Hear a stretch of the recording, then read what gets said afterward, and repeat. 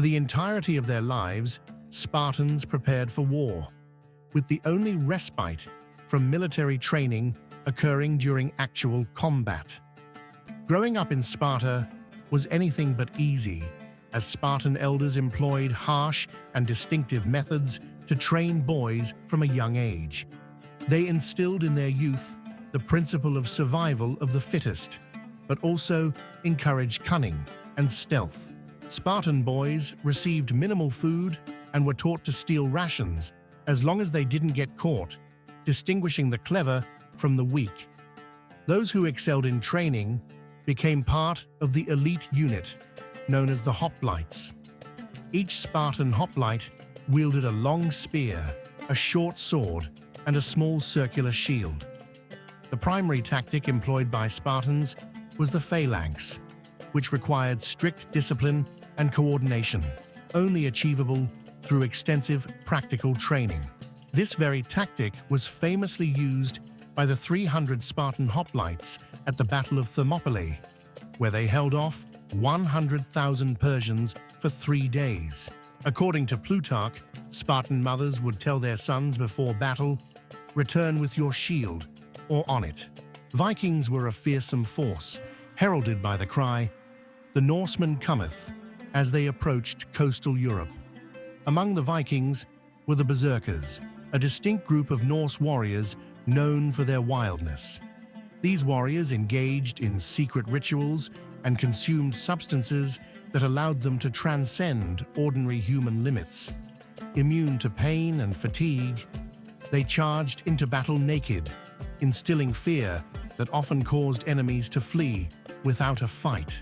Lacking a strategic mindset, they acted instinctively, which sometimes led to uncontrollable behavior, such as biting their shields and harming their own men in the heat of combat. We pause to introduce Astra Gallery, our comprehensive guide to AI content creation, where you can transform your creative ideas into reality. From cinematic storytelling to historical visuals, our tutorials make learning industry techniques and animations straightforward and enjoyable. Start now at astragallery.com and craft your own remarkable narratives. The Knights Templar were one of history's most enigmatic warrior groups, originally formed as a religious order to protect pilgrims in Jerusalem. Over time, their role expanded to combat in the Crusades, and they also established one of the earliest banking systems.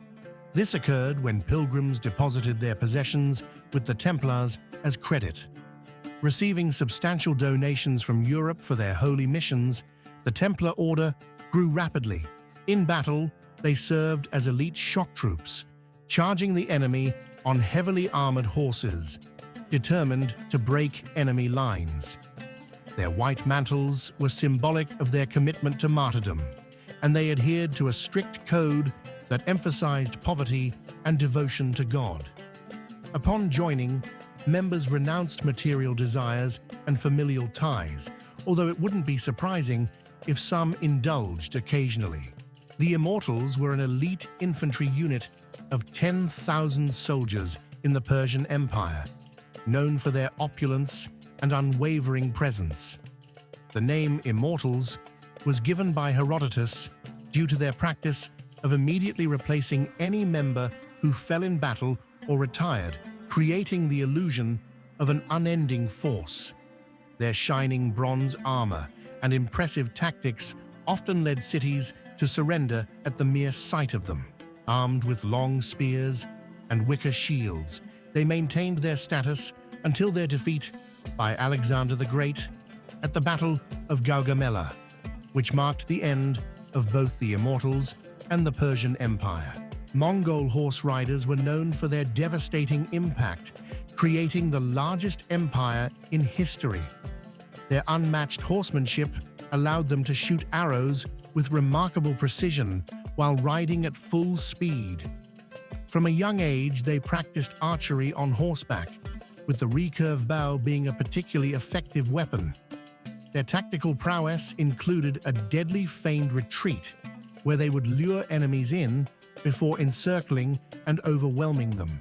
The Roman Empire with its long-standing legacy, owed much of its greatness to its formidable army. Among its legions, Legio X Equestris is often regarded as the finest, formed by Julius Caesar during his governorship in Hispania. This legion played a critical role in the Gallic Wars, particularly at the Battle of Alesia. Known for their loyalty and effectiveness, they showcased their might again during the Roman Civil War. Equipped with traditional Roman weaponry, they earned fame during the Battle of Munda, where Caesar fought alongside them to secure victory. However, following Caesar's assassination, his adopted son Octavian disbanded Legio X, fearing their loyalty to Caesar posed a threat to his power. Despite being active for less than 20 years, their legacy was profound. The Janissaries emerged as a formidable segment of the Ottoman military, forming the first real standing army in Europe.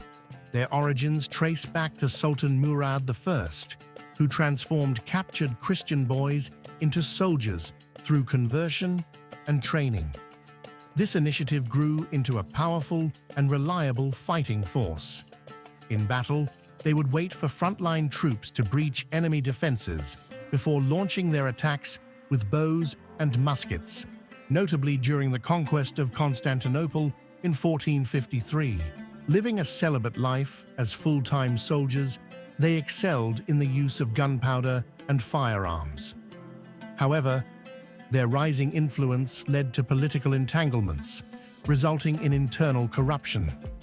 And in 1826, Sultan Mahmud II disbanded them, executing over 6,000 Janissaries to ensure their eradication. The samurai were the elite warriors of feudal Japan, bound by the ethical code of Bushido, or the way of the warrior. They held a revered status, permitted to carry swords, most notably the katana, a blade capable of cutting through opponents with ease. Alongside their swords, they used the yumi, a longbow effective in both mounted and foot combat. Unlike the stealthy ninjas, samurai preferred open confrontations, often engaging in duels. Mastering various martial arts, they combined strategic planning with a deep sense of duty and honor.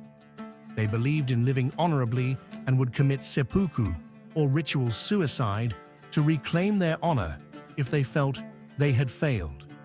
However, their power eventually contributed to their decline, as internal strife and rigid social structures led to their dissolution during the Meiji Restoration in the 19th century.